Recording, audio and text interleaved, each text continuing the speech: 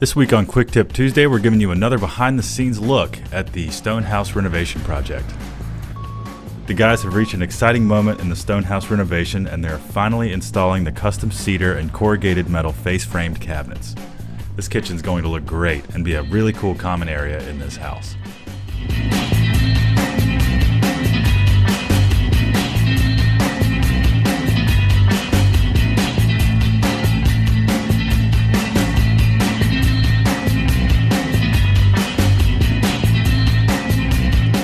We can't wait to see the fruits of our labor and see this beautiful old building once again occupied.